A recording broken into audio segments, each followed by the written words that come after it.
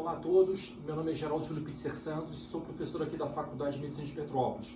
Hoje, dando continuidade ao nosso curso de neuroanatomia, nós vamos falar um pouco sobre plexo braquial e plexo lombosacral.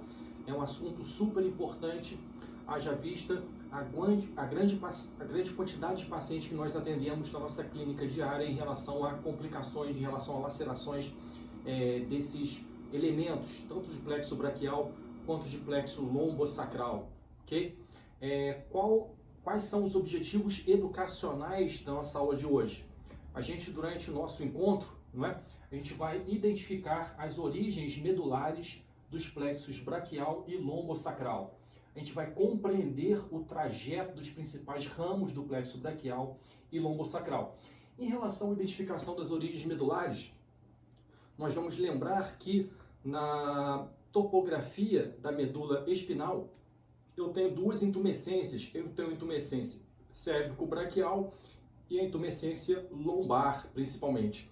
Então, tecnicamente, da intumescência cérvico-braquial ou intumescência braquial, eu vou ter a origem de ramos do plexo braquial, enquanto que na intumescência lombar, mais inferiormente, eu vou ter a saída ali do plexo lombosacral, ok? O trajeto é importante, porque compreendendo o trajeto desses grandes nervos que vão ser formados pelo plexo braquial e pelo plexo lombosacral, eu posso cogitar alguns tipos de lesões em relação ao seu trajeto. Então, consequentemente, o paciente vai apresentar manifestações sensitivas, se for um nervo sensitivo, ou vai apresentar manifestações motoras, se for um nervo motor, ok? Eu tenho que identificar esses nervos durante a minha aula de hoje, certo? Eu tenho que identificar o nervo axilar, o nervo radial, o nervo músculo-cutâneo, o nervo mediano, o nervo ulnar, esses nervos em relação ao complexo braquial, e em relação ao plexo lombosacral, eu tenho que identificar principalmente o nervo femoral, o nervo isquiático e o nervo pudendo, ok? Se vocês forem observar, existem inúmeros ramos do plexo braquial e plexo lombosacral. Não é objetivo na nossa aula de hoje esgotar completamente os dois plexos. A gente vai procurar direcionar o nosso conteúdo em relação a esses nervos específicos, Então, em relação ao plexo braquial, axilar, radial, músculo cutâneo, mediano, ulnar, femoral, isquiático e pudendo em relação ao plexo lombosacral. Então, compreendendo esses nervos, a gente vai ter uma visão bastante geral da importância do plexo braquial e plexo lombosacral. E, finalmente, a gente vai trabalhar algumas manifestações clínicas das lesões nesses nervos, Como é que eu vou suspeitar dessas lesões na minha clínica médica durante a avaliação semiotécnica desses pacientes que apresentam alterações topográficas em relação ao membro superior e ao membro inferior, ok? Então, começando a falar um pouquinho sobre o plexo braquial. O plexo braquial é bastante complexo, certo? Ele tem uma origem a partir de segmentos medulares na região cervical e também ele tem uma origem no primeiro segmento medular torácico. Então, qual que é a origem do plexo braquial? Ele vem de C5, C6, C7, C8 e T1, Lembrando que eu tenho 7 vértebras cervicais e eu tenho 8 segmentos medulares cervicais, Então, o plexo braquial, ele tem uma origem de C5, C6, C7, C8 e T1. Nesses segmentos eu tenho raízes anteriores, ou seja, raízes motoras, e raízes posteriores, raízes sensitivas, essas raízes medulares. Nesses segmentos, a união da raiz sensitiva com a raiz motora, forma um grande nervo espinhal. Ok? Então, aqui eu tenho raízes sensitivas e motoras de C5, raízes sensitivas e motoras de C6, mesma coisa C7, C8 e T1. Então, eu tenho a formação aqui do nervo espinhal. Esses nervos, eles vão se unir, eles vão se juntar. Então, eu tenho nervos de C5 e C6 formam um grande tronco que eu chamo de tronco superior, enquanto que C7 não se junta com ninguém, vai continuar aqui como tronco médio, enquanto que C8 e T1 eles também se juntam, formando aqui o tronco inferior. Então, eu tenho no plexo braquial o tronco superior, o tronco médio e o tronco inferior. Agora, nesses troncos, eu tenho uma outra subdivisão. Esses troncos dão origem a ramos posteriores e ramos anteriores. Os 3 ramos posteriores dos 3 troncos dão origem a um fascículo que eu chamo de fascículo posterior, ok? Enquanto que os 2 ramos anteriores do tronco superior e do tronco médio vão dar aqui origem a um fascículo lateral, enquanto que o ramo anterior do tronco inferior vai dar origem ao fascículo medial. Então eu tenho 3 fascículos: o fascículo posterior, o fascículo lateral e o fascículo medial. Ok? Esses ramos do plexo braquial que eu falei no primeiro slide são todos originados desses fascículos. Então existem ramos que são originados do fascículo lateral, ramos que são originados do fascículo posterior e ramos que são originados no fascículo medial, certo? Essa topografia anterior em relação a esses fascículos, né? Essa topografia tem relação com a artéria axilar. Então, na parte mais inferior, esses 3 fascículos entram em contato aqui com a artéria axilar. Então, posteriormente, né, eu vou encontrar o fascículo posterior em comparação com a artéria axilar. Então, a artéria axilar fica localizada anteriormente ao fascículo posterior e lateralmente à artéria axilar eu vou encontrar o fascículo lateral e medialmente à artéria axilar eu vou encontrar o fascículo medial. Então, uma topografia importante em relação a esses fascículos com a artéria axilar, certo?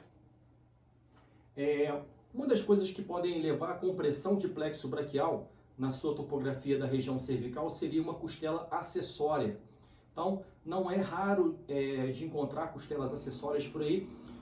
Tem estatísticas que falam que ela está presente em cerca de 2% dos indivíduos e, consequentemente, se eu tenho uma costela acessória, eu vou comprimir ramos do plexo braquial, seja uma compressão nos troncos ou uma compressão nos fascículos principalmente, e, consequentemente, eu vou ter uma manifestação tanto sensitiva no território do membro superior, ou uma manifestação motora também, uma fragilidade muscular nesse segmento do corpo humano, que seria o segmento do membro superior.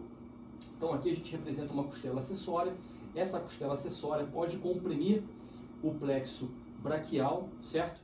E, consequentemente, sabendo que esse plexo braquial ele vai atravessar um espaço chamado espaço interescalênico, né, juntamente com a artéria axilar, eu posso ter, né, alguma síndrome de compressão desses elementos do plexo braquial, consequentemente vai levar a repercussão no membro superior, uma coisa que é relativamente comum de se encontrar aí, né? Observando uma outra imagem, né, a gente vai identificar que grande parte, né, do plexo braquial atravessa posteriormente a clavícula, que é um osso do esqueleto apendicular.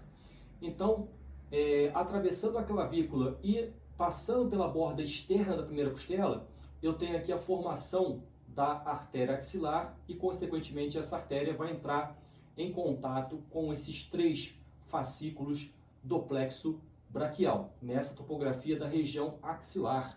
Então, é uma topografia importante, principalmente durante cirurgia de região axilar, né? Por exemplo, eu tenho que fazer um esvaziamento de cadeia ganglionar na axila, decorrente de algum tumor na mama, por exemplo. Eu tenho que tentar preservar, né, o máximo possível esses ramos nervosos do plexo braquial para evitar complicações, evitar repercussões no pós-operatório, né? Repercussões sensitivas, principalmente, e repercussões motoras para o paciente, né? Aqui mostrando, né, o plexo braquial atravessando, né, a região axilar, e eu coloquei esse slide em particular para mostrar um dos seus ramos, que é um nervo radial, esse nervo aqui embaixo, certo? Esse nervo radial, ele vem do fascículo posterior do plexo, certo? O fascículo posterior dá origem a principalmente 2 nervos, o nervo axilar e o nervo radial. O nervo radial, ele passa posteriormente ao húmero, certo? E é um nervo que ele tem uma função predominantemente motora. Ele vai inervar a musculatura extensora do membro superior. E, consequentemente, se eu tiver uma laceração de nervo radial nesta topografia, eu vou levar uma repercussão principalmente motora.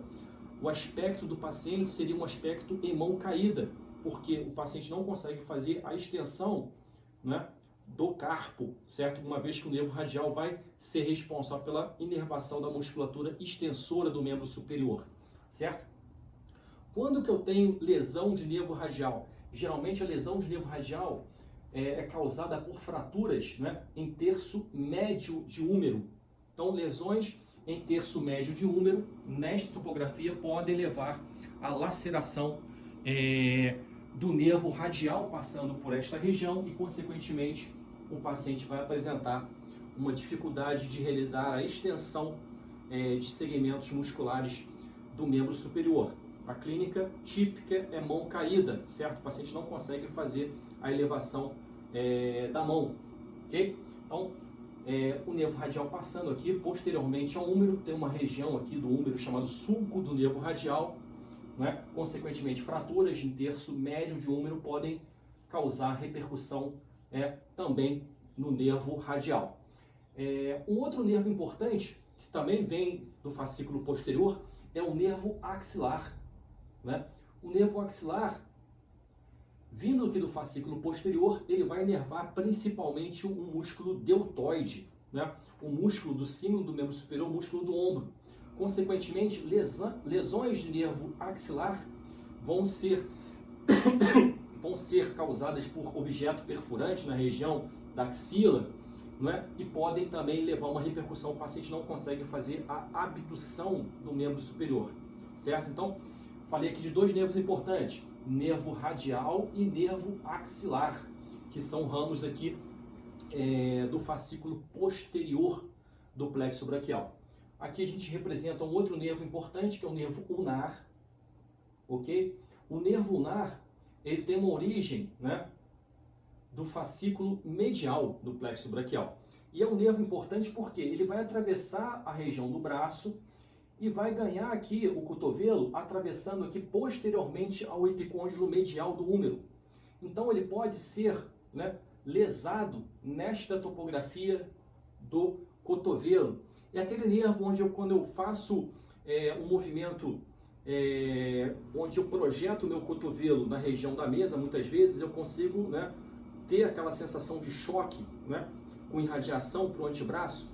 Essa sensação de choque é causada pela compressão momentânea do nervo ulnar, geralmente nesta topografia aqui, na parte posterior, né, do epicôndilo medial. A gente consegue palpar. Se vocês tiverem curiosidade, tentem palpar aqui posteriormente o epicôndilo medial, né? Vocês vão conseguir palpar o nervo ulnar e, consequentemente, fazendo essa palpação, vocês vão conseguir sentir um choque, né, com uma irradiação desse choque para o território ulnar do antebraço, até o quinto dedo, certo? Vocês conseguem identificar isso no corpo de vocês. Então, nervo ulnar também é um nervo importante, ramo de plexo braquial. Aqui uma outra imagem mostrando, né, o nervo axilar. O nervo axilar, ele atravessa uma região, né, da região axilar, num espaço que eu chamo de espaço quadrangular, delimitado por alguns músculos, né, do símbolo do membro superior, juntamente, né, com algumas cabeças do músculo tríceps braquial, músculo posterior ao braço, certo? E ele vai atravessar esse espaço quadrangular juntamente com uma artéria chamada artéria circunflexa posterior do húmero. O nervo axilar, ele vai inervar o músculo deltoide. Consequentemente, se eu tiver uma laceração de nervo axilar, eu vou, consequentemente, ter uma dificuldade para realizar a abdução do membro superior, ok? Aqui uma imagem mostrando um corte transverso do braço, né? Como é que eu sei que é um corte transverso do braço? Eu tenho aqui um único osso, que é um osso húmero, certo? E anteriormente ao húmero, né, eu tenho a musculatura anterior do braço e posteriormente ao húmero eu tenho a musculatura posterior. Posteriormente aqui eu vou encontrar o tríceps braquial, principalmente, e anteriormente eu vou encontrar o músculo bíceps braquial, o músculo coracobraquial e também o músculo braquial. Observe nessa imagem que posteriormente ao húmero, certo? Eu tenho aqui passando um nervo radial. Então o nervo radial entra em contato, né, com o húmero em sua face posterior. Medialmente ao húmero, ainda no compartimento anterior, eu tenho um grande feixe vasculonervoso. Eu tenho, por exemplo, a artéria braquial, né, com algumas veias satélites que vão caminhar junto da artéria braquial, e eu tenho principalmente o nervo mediano, que vai atravessar esta topografia juntamente com a artéria braquial, né, que é um outro ramo importante do plexo braquial que a gente vai falar daqui para frente. Observem que nessa topografia eu tenho também, né, uma veia importante em relação à drenagem do membro superior, seria a veia basílica, que é uma veia que vai ser tributária, né, de uma veia braquial satélite, certo? E junto aqui da veia basílica, eu passo aqui, né, posteriormente, o ramo do plexo braquial, que seria o nervo ulnar. Então, o nervo ulnar atravessa aqui medialmente em relação ao segmento do membro superior. Então, aqui representando, eu tenho o nervo mediano, né, que vai caminhar juntamente com a artéria braquial, né, vai caminhar medialmente, né, ao músculo bíceps braquial, essa topografia é importante, e vai ganhar aqui a fossa antecubital, aqui do cotovelo, vai atravessar aqui a articulação do cotovelo, caminhando aqui próximo da artéria braquial, ok? Enquanto que o nervo ulnar vai em direção mais medial em relação ao segmento do braço e ganha aqui a parte ulnar também do antebraço. Então essa topografia aqui, ela é importante em relação a ramos do plexo braquial, tanto o nervo mediano quanto o nervo ulnar, certo? Um outro nervo importante do plexo braquial seria o nervo músculo cutâneo.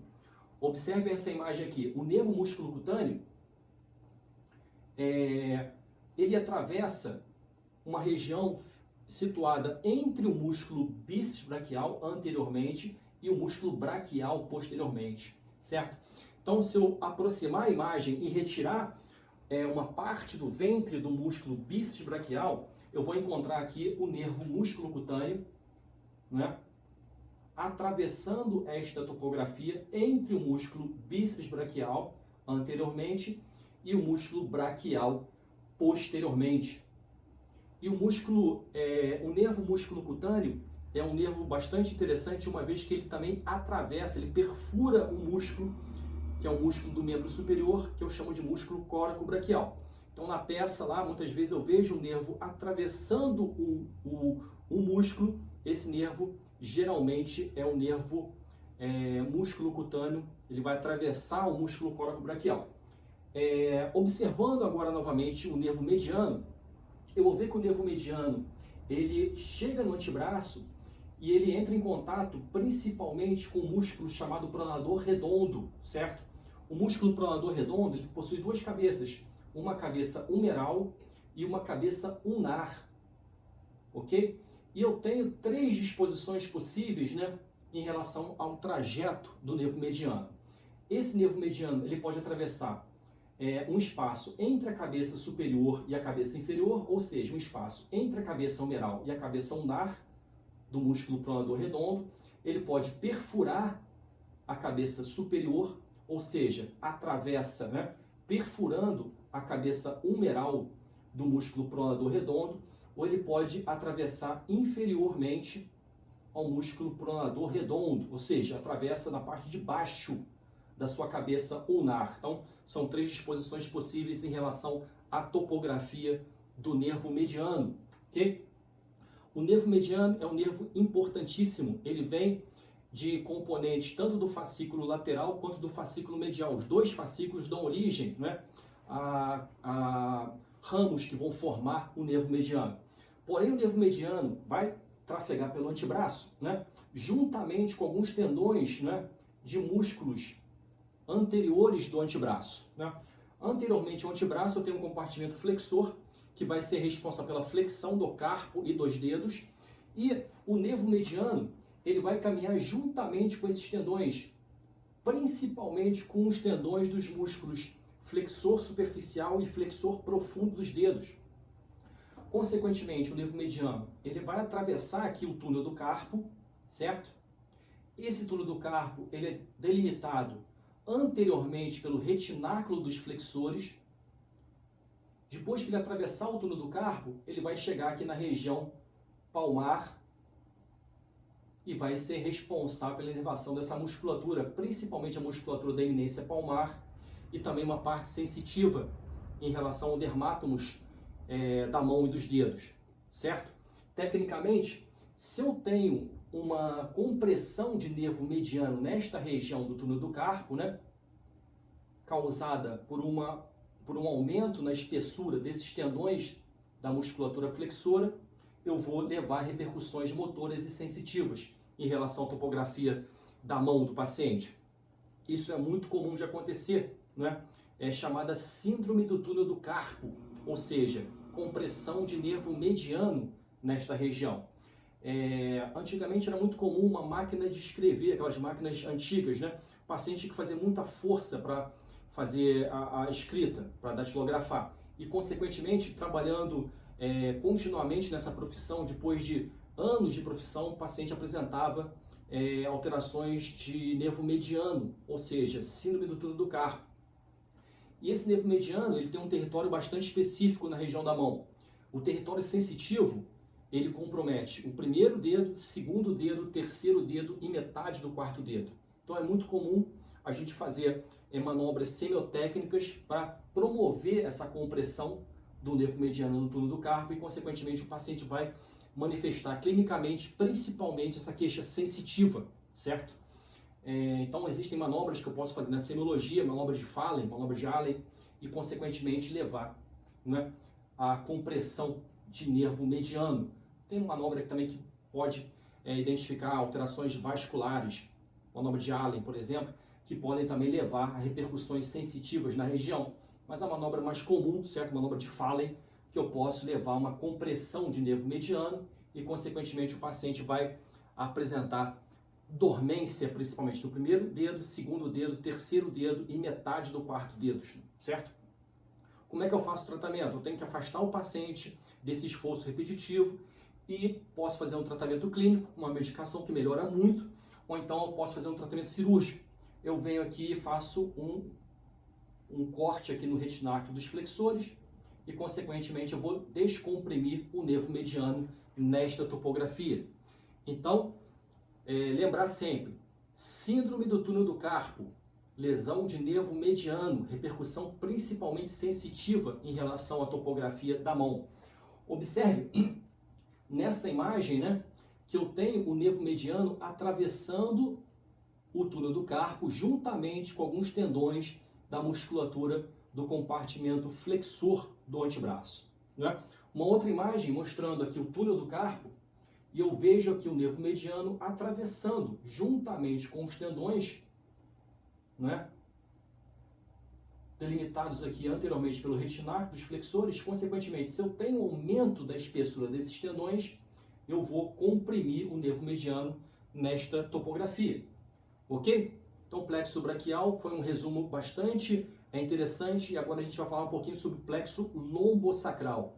O plexo lombosacral também ele é bastante complexo, certo? Ele tem uma origem a partir do 12º segmento torácico. Eu tenho uma contribuição de segmentos lombares e também tem uma contribuição de segmentos sacrais. Alguns autores consideram dois plexos, um plexo lombar e um plexo sacral, mas na verdade todos os dois plexos fazem parte de um plexo maior, que é o plexo lombosacral. Quais são os nervos importantes? Já falei lá no primeiro slide. A gente não precisa decorar todos os nervos do plexo lombosacral. Vamos nos ater aos mais importantes. Poxa, mas quais são os mais importantes? Eu tenho o nervo femoral, que na verdade está vindo aqui do plexo lombar, ok? E eu tenho o nervo isquiático, que se origina aqui no plexo sacral, né? O nervo isquiático ele vai se dividir em nervo tibial e nervo fibular comum. ok? E do ponto de vista obstétrico, eu tenho outro nervo que eu chamo de nervo pudendo. Esse nervo pudendo vai ser responsável pela inervação das estruturas do períneo, principalmente, né? O nervo isquiático é um nervo posterior, que vai em direção ao membro inferior, inervando principalmente a musculatura e a parte posterior dos dermátomos do membro inferior, enquanto que o nervo femoral, ele tem um trajeto anterior, ele vai para a parte anterior do membro inferior, certo? Aqui mostrando uma imagem, né? Observando esses ramos do plexo lombosacral, eu observo que o nervo isquiático ele tem uma origem posterior, ele vem da região glútea, certo? Caminha posteriormente à coxa e vai se dividir em nervo tibial e nervo fibular comum.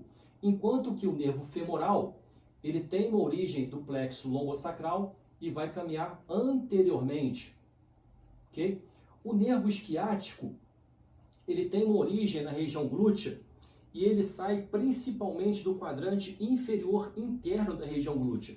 Então, quando a gente faz medicação intramuscular na região glútea, a gente tem que fugir, né, desse território do nervo isquiático. Por isso que quando a gente faz injeção, a gente procura fazer no quadrante superior externo, para não levar nenhuma laceração do nervo isquiático. Okay? Aqui novamente mostrando um corte axial, mas dessa vez é um corte axial da coxa. Então eu tenho aqui o fêmur e posteriormente, né, no compartimento dorsal da coxa, eu tenho um grande nervo, é um nervo isquiático. Né? Algumas pessoas também falam nervo ciático, né? Mas o nome correto seria nervo isquiático. Então o nervo isquiático é o maior nervo do corpo humano e ele caminha, né, posteriormente à coxa. Né? Ele vai se dividir em nervo tibial e nervo fibular comum. Aqui eu tenho, né, o fêmur e observem que na parte anterior, sobretudo medialmente, eu tenho a artéria e as veias femorais, né? Juntamente da artéria e a veia femorais, eu caminho aqui o nervo femoral, ok? Então, observando aqui o plexo lombosacral, né? Ele tem uma origem aqui, principalmente dos segmentos lombares, né? Tem uma origem também dos segmentos sacrais. E observem, por exemplo, que o nervo femoral, né, ele tem origem aqui nos segmentos mais superiores, enquanto que o nervo isquiático tem uma origem aqui nos segmentos mais inferiores. O nervo isquiático vai para a parte posterior, enquanto que o nervo femoral vai para a parte anterior. Okay? Então, observando a estratigrafia em dermátomos, né, em relação ao membro inferior, né, eu tenho aqui uma vista anterior e eu tenho os segmentos dos dermátomos todos divididos. Então, tecnicamente, quando eu for examinar o paciente, compreendendo esse território dos dermátomos, eu vou conseguir identificar qual que é o nível de compressão dessa hérnia de disco, por exemplo, e, consequentemente, a dor vai ter uma irradiação para esta topografia dos dermátomos. Então, temos aqui vistas anteriores e vistas posteriores, né, em relação aos dermátomos do membro inferior. Okay? Dois nervos de importância secundária em relação ao plexo lombosacral seria o nervo ilio-inguinal e nervo ilio-hipogástrico. Tem uma origem alta, certo? E esses dois nervos vão atravessar um espaço entre o músculo quadrado lombar, certo? E o músculo psoas maior. Então aqui eu estou mostrando o nervo ilio-hipogástrico e aqui o nervo ilio-inguinal. São nervos que caminham posteriormente à parede abdominal, certo? Esses nervos têm relação com a topografia da loja renal. Então, muitas vezes, intervenção cirúrgica posterior, certo? Eu posso levar a comprometimento, uma complicação, uma laceração desses nervos e, consequentemente, o paciente pode ter uma manifestação sensitiva, principalmente em região inguinal, certo? Aqui mostrando o nervo femoral. Então, o nervo femoral, ele vai atravessar aqui, né, posteriormente o ligamento inguinal, vai chegar aqui na coxa, né, vai entrar em contato, vai passar juntamente com a artéria e veias femorais e vai ser um nervo que vai ter uma ação principalmente na inervação do músculo quadríceps femoral. Então, consequentemente, Se eu tenho uma lesão no nervo femoral, eu não consigo mais contrair de forma competente o músculo quadríceps femoral e, consequentemente, eu vou ter uma dificuldade para realizar a extensão da perna sobre a coxa. Okay? Aqui mostrando uma outra imagem, eu tenho uma vista posterior, onde eu observo aqui o nervo isquiático. Observem aqui, né? Eu consigo achar o nervo isquiático profundamente a região glútea, né? Eu fiz aqui um corte na musculatura glútea e observo aqui o nervo isquiático trafegando por esta topografia. Se eu retiro a musculatura glútea, eu vou identificar que o nervo isquiático, normalmente, ele atravessa inferiormente ao músculo piriforme, esse músculo aqui do cíngulo do membro inferior, ok? Então, ele atravessa inferiormente ao piriforme, vai ter uma direção posterior e vai chegar aqui na região posterior da região da coxa, né? Tecnicamente, ele pode atravessar o piriforme em um grande tronco ou ele pode já sair dividido nas suas duas subdivisões, nervo tibial e nervo fibular comum. Aqui mostrando novamente o nervo isquiático, maior nervo do corpo humano, e aqui a sua divisão em nervo tibial e nervo fibular comum. Né? Observem que esse nervo, ele trafega sempre posteriormente em relação ao membro inferior. Outro nervo importante do plexo lombosacral seria o nervo pudendo. O nervo pudendo é um nervo responsável pela inervação do períneo. Então, consequentemente, vai ter uma importância durante a cirurgia ginecológica obstétrica, né? Já que muitas vezes eu vou ter que fazer bloqueios, né, no território, né, desse nervo pudendo para evitar que a paciente sinta dor na região perineal, né, e na região vaginal. O nervo pudendo, então, aqui representado, ele atravessa aqui o forame isquiático menor, que é o chamado canal de Alcock, né? Ele tem relação tanto com a tuberosidade isquiática, certo? E com a espinha isquiática. Atravessando essa região, ele vai emitir ramos cutâneos, né? E ramos que vão ser responsáveis pela essa inervação do períneo, principalmente. Então, durante uma cirurgia ginecológica, muitas vezes, eu faço o bloqueio do nervo pudendo. Esse bloqueio não é difícil de fazer, eu palpo ali certa tuberosidade isquiática ou a espinha isquiática e libero aqui o anestésico, geralmente lidocaína, nesse território, né, nesta topografia, e consequentemente eu vou ter uma anestesia da região do períneo, ok? Então aqui mais uma representação, eu palpo aqui, certo, a espinha isquiática e entro aqui com o anestésico nesta topografia, tem que tomar cuidado para não acertar o dedo, certo? E consequentemente vou liberar o anestésico nesta região, consequentemente vou anestesiar todo o períneo do mesmo lado do bloqueio da paciente, ok? Para que eu faço isso? Geralmente eu posso realizar intervenções cirúrgicas, né, para melhorar o período expulsivo, para evitar de ter uma laceração explosiva do períneo no período expulsivo, né? Então, muitas vezes eu faço uma episiotomia, né? Tem diversas discussões em relação ao procedimento, mas aqui no Brasil geralmente a gente faz a episiotomia médio-lateral, certo? Para fugir aqui do reto, né? Evitando infecções. Então, para que eu faço essa episiotomia? Para ter um certo aumento, certo? Nesse diâmetro do períneo durante o período expulsivo do feto, para evitar que eu tenha uma explosão traumática do períneo e, consequentemente, eu vou ter problemas para corrigir isso após o trabalho de parto, certo?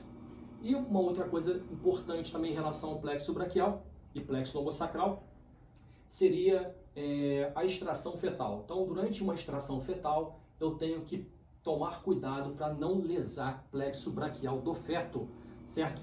Durante manobras de extração, eu posso fazer uma hiperextensão da região cervical e, consequentemente, lacerar plexo braquial. Consequentemente, depois do parto, o lactente vai apresentar, além do problema sensitivo, certo? Ele vai apresentar um problema motor, já que esse plexo braquial vai inervar também músculos do membro superior, como vocês viram, ok? Bom, eu acho que foi um bom resumo, deu para direcionar em relação à importância da matéria. Espero que vocês deem uma boa lida em relação aos capítulos de anatomia referentes ao plexo braquial e lombosacral e até o próximo encontro. Grande abraço!